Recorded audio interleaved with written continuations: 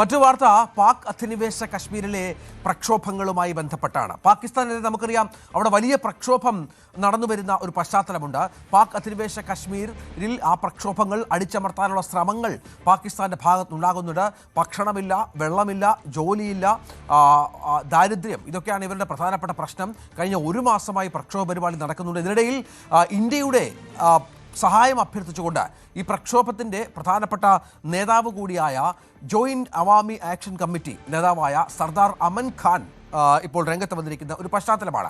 ഇന്ത്യയുമായി അടുത്ത ബന്ധം സ്ഥാപിക്കണം, അത് ഞങ്ങൾക്ക് ആഗ്രഹമുണ്ട് എന്ന് പറയുകയാണ്. മാനുഷിക പരിഗണന നൽകി ഇന്ത്യ ഞങ്ങൾക്ക് സഹായങ്ങൾ എത്തിക്കണം എന്നാവശ്യപ്പെടുകയാണ്. റാവലക്കോട്ടിലെ ഈദ്ഗാ ഗ്രൗണ്ടിൽ നടന്ന വൻ റാലിയിലാണ് സർദാർ അമൻ ഖാൻ ഇന്ത്യയോട് ഈ സഹായം തേടിയത്. ഞങ്ങൾക്ക് ഇന്ത്യയുടെ സഹായം വേണം, ഇവിടെ ഭക്ഷണ സാധനങ്ങൾക്ക് വലിയ ക്ഷാമമാണ്.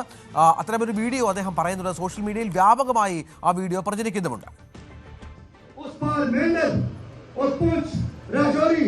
डोडा वहाँ के आवाम से हमारी अपील है कि इस तरफ राशन की किल्लत है, अद्वियात की किल्लत है और हमें आपकी मदद चाहिए, हमें आपकी मदद चाहिए, हमें सीज़फायर लाइन का खात्मा चाहिए और हमें आपकी हमायत चाहिए।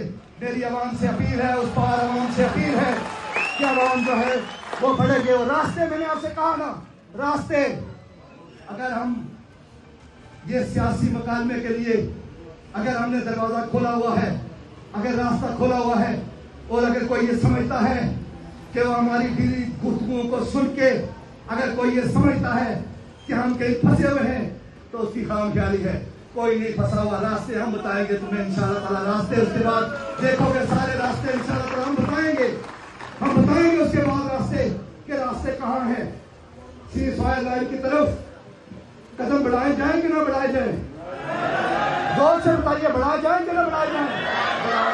बढ़ाए जाए। लिखने वालों लिखो, देख के जाओ और आवाम जरा जोर से बताओ, सीज़फायर लाइन की तरफ कदम बढ़ाए जाए कि ना? ഈ പ്രക്ഷോഭം നയിക്കുന്ന പ്രാദേശിക നേതാവിന്റെ ഭാഗത്താണ് ഈ ആഹ്വാനം ഉണ്ടായിരിക്കുന്നത്. ഇന്ത്യൻ അതിർത്തികൾ ഈ പ്രക്ഷോഭകാരികൾക്കായി, പാകിസ്ഥാൻ അടിച്ചമർത്തുന്നവർക്കായി തുറന്നു കൊടുക്കണമെന്നാണ് ആവശ്യം. മനു, അസാധാരണമായൊരു സാഹചര്യമാണല്ലോ POKയിൽ. കഴിഞ്ഞ ദിവസം പുറത്തു വന്ന വിവരമനുസരിച്ച് ഞങ്ങൾക്ക് നിങ്ങളാണ് പാകിസ്ഥാനെതിരെ പറഞ്ഞത്, നിങ്ങളാണ് ഞങ്ങൾക്ക് ആയുധം നൽകിയത്, ഇന്ത്യക്കെതിരെ പോരാടാൻ എന്നും മറ്റും പറഞ്ഞ് ചില ഞെട്ടിപ്പിക്കുന്ന വെളിപ്പെടുത്തലുകൾ നടത്തുന്ന നേതാവ് കൂടിയാണ്. ഇപ്പോൾ ഇന്ത്യയുടെ സഹായം വേണമെന്ന് അഭ്യർത്ഥിക്കുകയാണ്. രഞ്ജിത്ത്, ഇതിൽ ഒരു കാര്യം നമ്മൾ മനസ്സിലാക്കേണ്ടത്, ഈ വീഡിയോ ചിത്രീകരിച്ചിരിക്കുന്നത് ജൂൺ 5-ാം തീയതിയാണ്. പക്ഷേ ഇതിൻ്റെ ഒരു നിജസ്ഥിതി എന്താണ്? ഇത് സാധാരണ ഇപ്പോൾ പലതരത്തിലുള്ള വീഡിയോകൾ AIയും അതുപോലെ വ്യാജനിർമ്മിതമായ വീഡിയോകളുമൊക്കെ പ്രചരിക്കുന്നൊരു ഘട്ടത്തിൽ ഇന്ത്യൻ മാധ്യമങ്ങൾ ഇതിൻ്റെ യാഥാർത്ഥ്യം പരിശോധിച്ച് ഇത് ശരിയാണ് എന്ന് ബോധ്യപ്പെട്ട അതിൻ്റെ അടിസ്ഥാനത്തിലാണ് ഇപ്പോഴിത് സംപ്രേഷണം ചെയ്യാൻ തയ്യാറെടുത്തിരിക്കുന്നത്. കാരണം ഒരുപക്ഷെ ഏതെങ്കിലും തരത്തിലുള്ള തെറ്റിദ്ധരിപ്പിക്കുന്ന വീഡിയോ ആണോ എന്ന സംശയം ഇവിടുത്തെ ഇന്ത്യൻ മാധ്യമങ്ങൾക്കുണ്ട്. പക്ഷേ ഇപ്പോൾ ആ വീഡിയോയിൽ യാഥാർത്ഥ്യം ബോധ്യപ്പെട്ടിരിക്കുന്നു. അതിൽ നിന്ന് മനസ്സിലാകുന്ന ഒരു കാര്യം, പാക് അധിനിവേശ കശ്മീരിൽ നിന്ന് ഇപ്പോൾ ഇന്ത്യയിലേക്ക് ഐക്യം പ്രഖ്യാപിച്ച വരുന്നവരുടെ എണ്ണം വലിയ തോതിൽ വർദ്ധിക്കുകയാണ് എന്ന കാര്യം ഒരു വശത്ത് ശക്തമാകുന്നു. ഏതാനും മാസങ്ങൾക്ക് മുമ്പ്, പ്രത്യേകിച്ച് ഓപ്പറേഷൻ സിന്ദൂറിനെയൊക്കെ ആ സമയത്തൊക്കെ പല ഇന്ത്യൻ മാധ്യമപ്രവർത്തകരും രാജ്നാഥ് സിംഗിനോടൊക്കെ ചോദിക്കുന്നുണ്ടായിരുന്നു, ഈ പാക് അധിനിവേശ കശ്മീർ അവിടേക്ക് ആക്രമണം ഇന്ത്യ അവിടുത്തെ തീവ്രവാദ കേന്ദ്രങ്ങൾ ആക്രമിച്ചപ്പോൾ അത് പിടിച്ചെടുക്കുന്നതിനെ സംബന്ധിച്ച്, അല്ലെങ്കിൽ അത് ഇന്ത്യയിൽ ലയിപ്പിക്കുന്നതിനെ സംബന്ധിച്ചൊക്കെ എന്ന് തീരുമാനമുണ്ടാകുന്ന ചോദ്യമുണ്ടായപ്പോൾ രാജ്നാഥ് സിംഗ് അന്ന് തുറന്നു പറഞ്ഞ ഒരു കാര്യമുണ്ടായിരുന്നു, അത് പിടിച്ചെടുക്കുന്നതിനേക്കാൾ അവിടെ വലിയ പ്രതിഷേധങ്ങൾ നടന്നു ഇരിക്കുകയാണ്, അത് പതുക്കെ ഇന്ത്യയിലേക്ക് തന്നെ വരുന്ന ഒരു സാഹചര്യം സ്വമേധയാ ഉണ്ടാകുന്നുവെന്ന് രാജ്നാഥ് സിംഗ് പറഞ്ഞപ്പോൾ അത് പലരും അത്ര കണ്ട് വലിയ ഗൗരവത്തോടെ എടുത്തില്ല. പക്ഷേ ഇപ്പോൾ ഈ കഴിഞ്ഞ കുറച്ച് മാസങ്ങളായി നടക്കുന്ന ഈ അവിടുത്തെ സംഘർഷ സാഹചര്യങ്ങളൊക്കെ മനസ്സിലാക്കുമ്പോൾ വലിയ തോതിൽ പാകിസ്ഥാൻ വിരുദ്ധ നിലപാട് പാക് അധിനിവേശ കാശ്മീരിലും അതുപോലെ ഗിൽജിത് ബാൾട്ടിസ്ഥാനിലും ഉണ്ടാകുന്നു എന്നതാണ് ഒരു സുപ്രധാനമായ കാര്യം.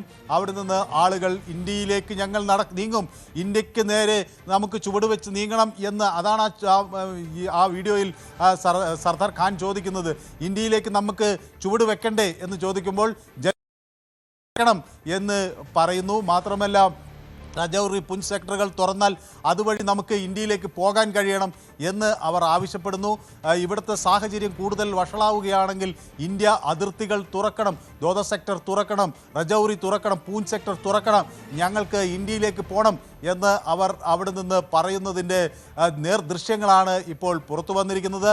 പാകിസ്ഥാനാകട്ടെ ഈ സംഘടനയെ, ഈ ജോയിൻറ്റ് അവാമി കമ്മിറ്റിയെ തീവ്രവാദ സംഘടന എന്ന തരത്തിൽ മുദ്രകുത്തുകയും അവരെ അവിടെ നിരോധിക്കുകയും അവരുടെ നേതാക്കളെ പലരെയും പിടിച്ച് തുറങ്കലിലടയ്ക്കുകയും ഒക്കെ ചെയ്ത് വളരെ അവർക്കെതിരെ ഒരു അയൺ ഹാൻഡോടുകൂടി ഒരു ഉരുക്കുമുഷ്ടിയോടുകൂടിയുള്ള പ്രവർത്തനങ്ങളാണ് അവിടെ നടത്തുന്നത്. പക്ഷേ അതിനെതിരെ ജനക്കൂട്ടം വരുന്നു എന്നതിൽ ഒരു കാര്യം, അതിനപ്പുറത്ത് ആ വരുന്ന ജനക്കൂട്ടത്തിൽ വലിയൊരു വിഭാഗം സ്ത്രീകളാണ് എന്നുകൂടി നമ്മൾ മനസ്സിലാക്കണം. ഇത്തരം പ്രതിഷേധ പ്രകടനങ്ങളിൽ പങ്കെടുക്കുന്നവരിൽ വലിയ തോതിൽ സ്ത്രീ പങ്കാളിത്തം കാണുന്നു എന്നത് ശ്രദ്ധേയമാണ്.